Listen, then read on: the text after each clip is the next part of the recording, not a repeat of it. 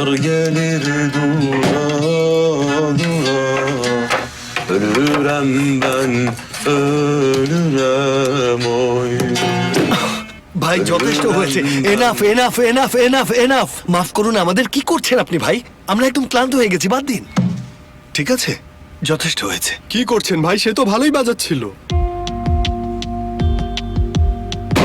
আপনার অপরাধটা কি ভাই? এই ইনস্ট্রুমেন্ট বাজানো। এটা বাজানো? এটা বাজিয়ে আর কত পাবেন? সর্বোচ্চ 100 কি 200? আরো বড় অপরাধ করা উচিত ছিল। না ভাই, তা না, আমি একজন চিন্তাশীল অপরাধী।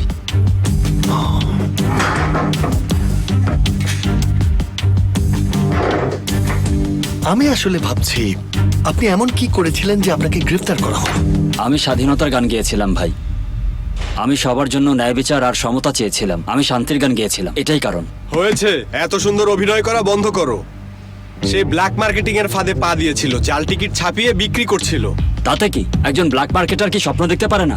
সে কি ন্যায় বিচার দাবি করতে পারে না? আচ্ছা, কিসের স্বাধীনতা? কিসের স্বাধীনতা? এখান থেকে আপনি চলে গেলে কি হবে? কি করবেন? উপন্যাস লিখবেন? কিসের স্বাধীনতা? আপনি কি অ্যাটম বোমাকে বিভক্ত করবেন? কি করবেন আপনি? কি করবেন? কি কি? আমি আপনাকে ভালো করেই চিনি। আমি জানি আপনি কি করবেন। যেদিন আপনি এখান থেকে বের হবেন সেদিনই আপনি কফি শপে গিয়ে কার্ড খেলবেন। আপনি ঘোড়ার উপরে বাজি ধরবেন। যদি আমি জিতি? হ্যাঁ হ্যাঁ, আপনি ঠিক তখনই শেষ হয়ে যাবেন আমার প্রিয় কয়েদি ভাই। ঠিক আছে? কেন? তার কারণ আপনি আমাদের রাশিয়ান মেয়ে বন্ধুদের পেছনে টাকা নষ্ট করতে শুরু করবেন, তাই না? আরে এত টাকা অন্য কোনো ভাবে খরচ করা যেত না ভাই, এটা তো গ্লোবাল ইনভেস্টমেন্ট। আমার কথাটা শুনুন আপনারা, শুনুন শুনুন শুনুন শুনুন শুনুন শুনুন শুনুন শুনুন।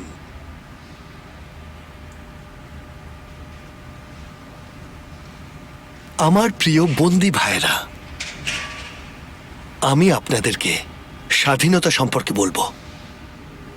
মনোযোগ দিয়ে শুনুন, শুনুন। স্পাজম হয়েছিল। I see. উনি কি আপসেট? রিসেন্টলি একটার পর একটা অ্যাক্সিডেন্টের কারণে বাবা খুবই কষ্টে আছেন। আচ্ছা, ওনার টেস্টের রিপোর্ট হাতে পেলে আমরা বুঝতে পারবো। খারাপ কিছু বলে মনে হচ্ছে না, তবে ওনার বিশ্রামের প্রয়োজন। অ্যাকচুয়ালি উনি কিন্তু নিয়মিত ওষুধ খান, আমি ওনার টেক কেয়ার করি। এটা ভালো, ফ্যামিলিতে অন্তত একজন কার্ডিওলজিস্ট আছেন। ওনাকে আসলে এখনো নিজের যত্ন নিতে হবে। একদমই তাই। এক্সকিউজ মি, আমি একটু আসছি। Thank you so much doctor.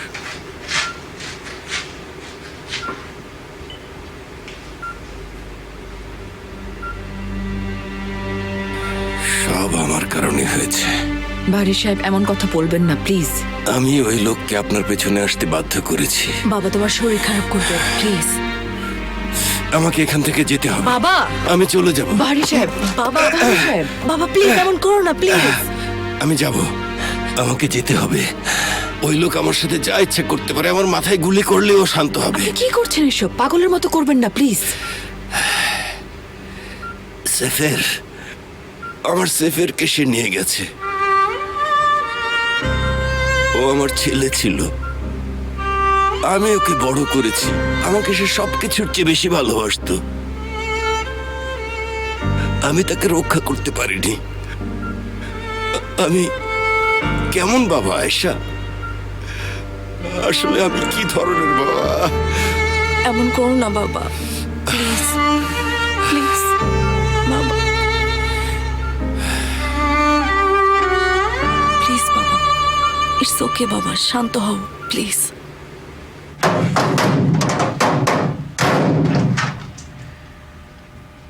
আমার প্রিয় কয়েদি ভাইরা, এখন ওরা যদি আপনাদেরকে জিজ্ঞেস করে যে স্বাধীনতা মানে কি, তাহলে বলবেন স্বাধীনতা বলে কোনো কিছুই নেই।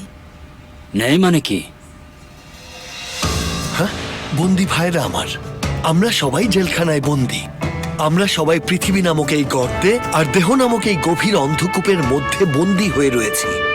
দেহ স্বাধীন থাকলেও আত্মা যদি স্বাধীন না থাকে তাহলে পার্থক্যটা কি হবে? আর এখন ওরা স্বাধীনতা বিক্রি করছে 20% ছাড় সহ।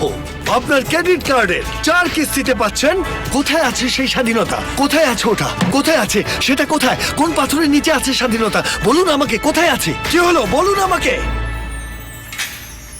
আপনারা বলুন আমাকে, আমাদের এখন আসলে কি করা উচিত বা কি ঘটানো উচিত যাতে আমরা স্বাধীন হতে পারি? আরে ভাই, আপনি আসলে বসফরাসের বাইরে বসে আছেন, মদের বোতল খুলেছেন, আর আপনার ফিশ ফ্রাই। এখানেই থামুন। এটা এটা আরেকটা অতৃপ্ত আত্মা। এটাই তুর্কি টাইপ স্বাধীনতা।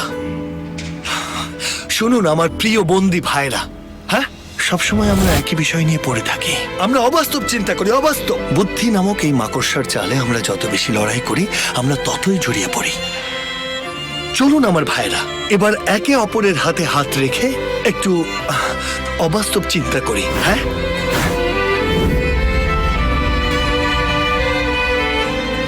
আপনি কি কখনো সংখ্যার খেলা খেলেছেন? কখনো কি ভেবেছেন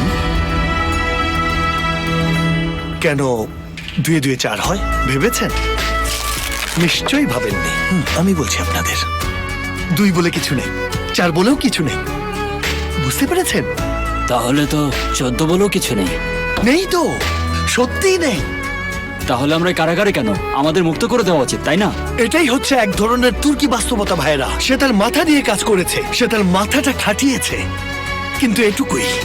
এরপর সে বলে যে সে মুক্ত হতে চায়, সে মুক্ত হতে চায় বলে। আর আপনার মন একটা খাঁচায় বন্দি, আপনার আত্মা একটি দাস, আপনার স্বপ্নগুলো দণ্ডিত, সেগুলো দাসতে আবদ্ধ।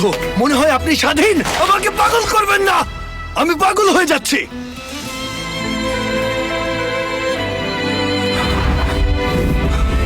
আমি কি বলছি? আমি আসলে এখানে বলতে চাচ্ছি, আমাদের বোকা বানানো হচ্ছে, বোকা বানানো হচ্ছে।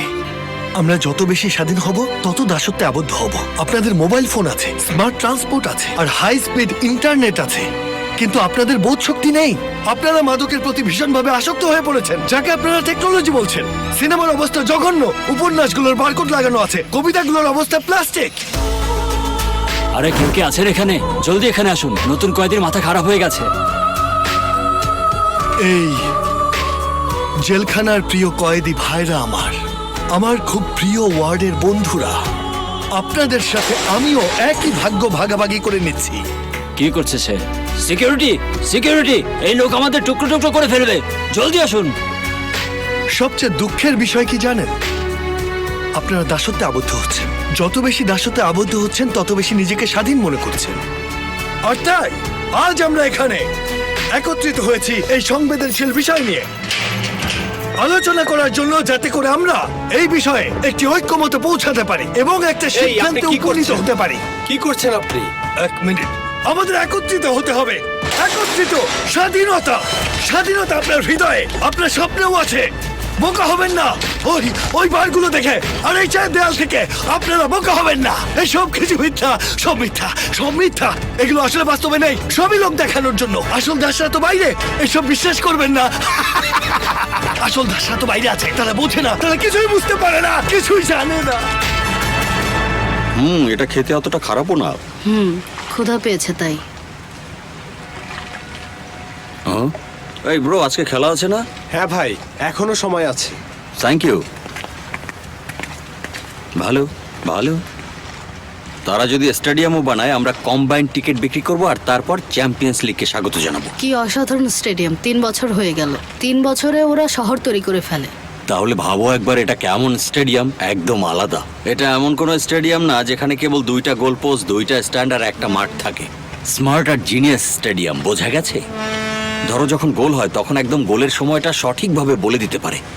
বেশি হয়ে যাচ্ছে। বেশি বলবো কেন, এটাই সত্যি। কি হলো, এখানেই কথা বলো। পার্সোনাল হতে পারে। হ্যাঁ বলো আয়শা। ফেরিহা, তুমি কি করছো? মনে হচ্ছে আমি পাগল হয়ে যাব। শুধু সেফারের কথাই বলে যাচ্ছে, যেন মিস করছে তাকে। আমার খুব কষ্ট হচ্ছে, মনে হচ্ছে আমি পালিয়ে যাই। আমারও খুব কষ্ট হচ্ছে ফেরিহা। প্লিজ তুমি ওকে আরেকটু সামনে রাখো, ঠিক আছে? বাবা এদিকে অসুস্থ হয়ে পড়েছে। ভাইয়া কোথায়? তাকে কোথাও খুঁজে পাওয়া যাচ্ছে না। আসলে মোস্তফা একটা কাজে আছে, তোমাকে পরে বলবো। ঠিক আছে। জুলফিকারকে কিভাবে বলবে আয়শা? এই কথা শুনলে তো ও একদম মারাই যাবে। জানি না, আমি কোনো সলিউশন খুঁজে পাচ্ছি না। আচ্ছা, তুমি জুলফিকারকে এই হসপিটালে নিয়ে আসতে পারবে? পারবো।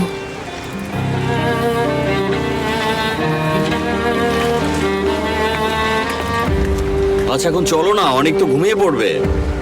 আচ্ছা শোনো, সদরুদ্দিন যে হাসপাতাল আছে অনেকেও সেখানে আছে। এটা তুমি কিভাবে জানলে? আয়শার সাথে মাত্রই কথা হলো। হায় আল্লাহ, তুমি এখন এটা আমাকে বলছো? চলো চলো, আরে চলো তো। ডাস্টবিন কোথায়? আচ্ছা সামনে ফেলে দেবো, চলো।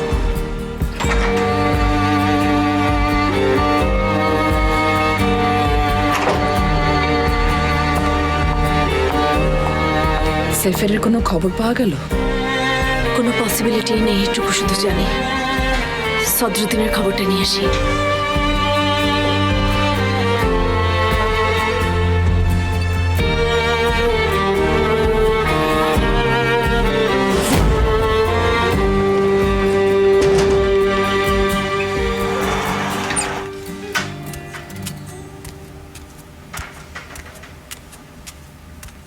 তোমার জন্য খাবার এনেছি।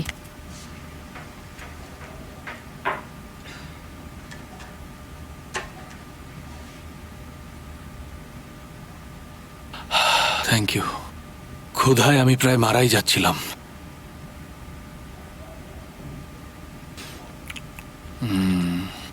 অনেক মজা। একটু পানি খাবে?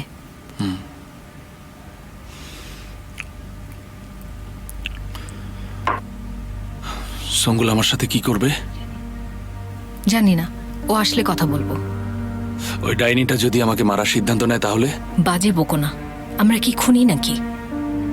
দেখো, আমি আসলে সঙ্গুলকে মারতে চাইনি। আমি আসলে আমার রাগকে কোনোভাবে কন্ট্রোল করতে পারিনি, জাস্ট ওটুকুই। কিন্তু আমাকে শেষ করার জন্য ওই ডাইনি যে কোনো কিছু করতে চাইবে। কথা না বলে খাবার খেয়ে নাও। আচ্ছা, মানছি তুমি আমাকে ঘৃণা করো, কিন্তু তুমি নিশ্চয়ই চাও না আমি মরে যাই, তাই না? আমার বাঁধন খুলে দাও। সঙ্গুল আসার আগে আমাকে পালিয়ে যেতে দাও। তুমি কি খাবে নাকি খাবার নিয়ে আমি চলে যাব?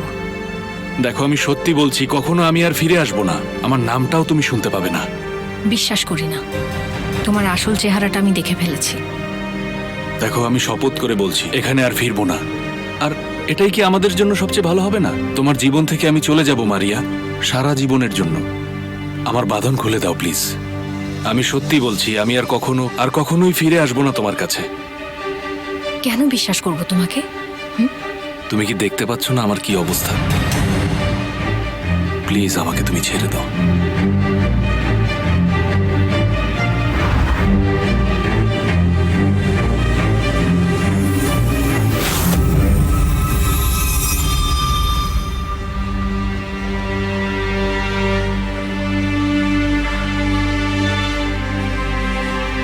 বাবা, বাবা,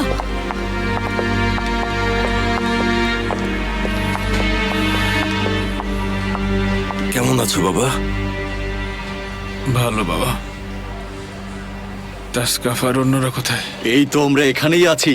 আরে সদরুদ্দিন ভাই, তুমি তো একটা ছোট বাচ্চার মতো হয়ে গেছো। ভয় হচ্ছে তুমি আবার পি করে না দাও, না হলে কোলে তুলে ফেলতাম।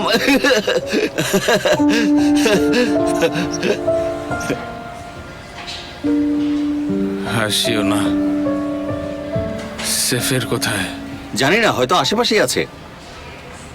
মনে হয় ও রাস্তায় আছে, এই এখনই হয়তো চলে আসবে। ওরা এখনো আসেনি। আমি সদরুদ্দিনকে তার রুমে রেখে আসি। তারপর তুমি বাড়ি ফিরে যাও। ঠিক আছে বাবা।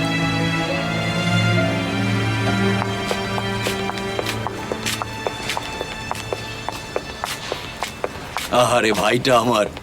বাবা দেখেছেন, সদরুদ্দিন ঠিক হয়ে গেছে।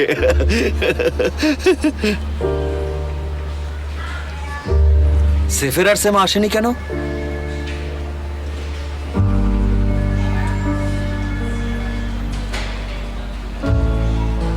এত দেরি করছে কেন? চলে আসার কথা তো। এসো, এসো, তোমার সাথে কিছু কথা আছে। কি হয়েছে? এসো বলছি, এসো। হ্যাঁ,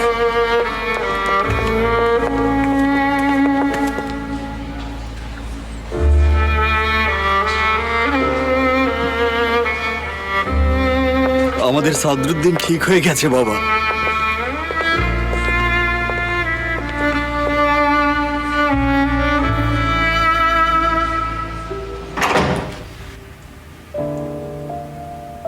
বাবা, সেফেরকে আমরা হারিয়েছি।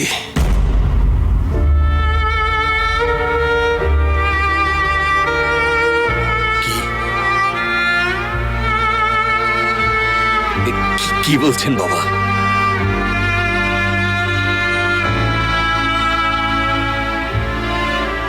বাবা, না না বাবা, এটা বলবেন না বাবা, না বাবা, এটা বলবেন না, দয়া করে এটা বলবেন না বাবা। বাবা, এটা বলবেন না বাবা।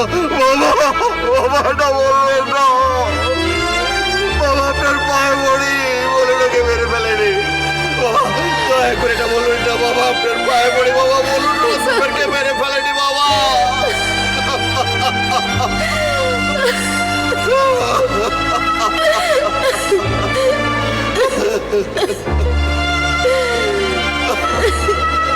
বাবা, বলবেন না সেফের মারা গেছে বাবা। আপনার পায়ে পড়ি, এটা বলবেন না, বলবেন না। আমার এই পৃথিবীতে নেই বাবা।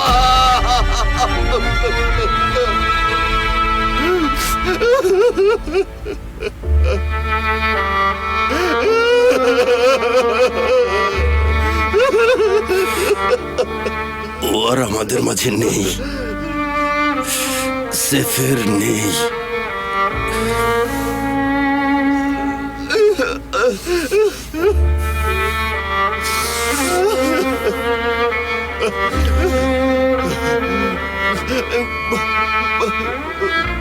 বাবা, সে আমাকে বলেছিল বাবা। সে জানতো যে এমন কিছু হবে। সত্যি বাবা, বলেছিল সে। তার যদি কিছু হয়ে যায়, সেবার অনেককে জানো। আমি দেখে রাখি।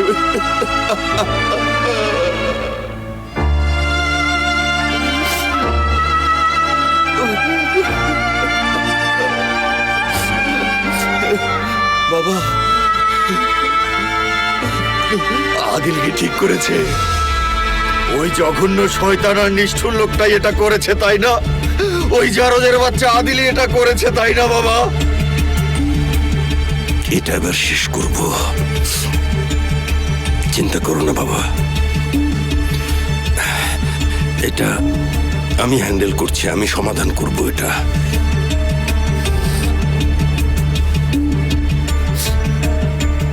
বাবা, সেফের কোথায় আছে? ডুবুরিরা ওকে খুঁজছে, ওর বডি এখনো খুঁজে পাওয়া যায়নি। সেমা ওখানেই অপেক্ষা করছে, সে বিশ্বাস করতে পারছে না।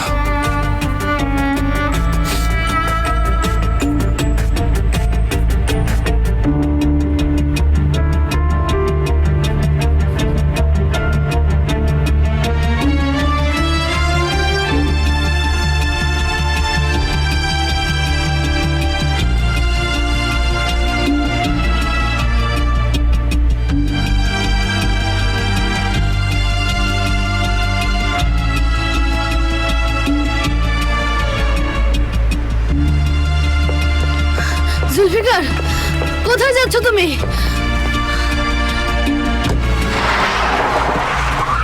উফ, ও ভাই, চলুন তো, জলদি চলুন।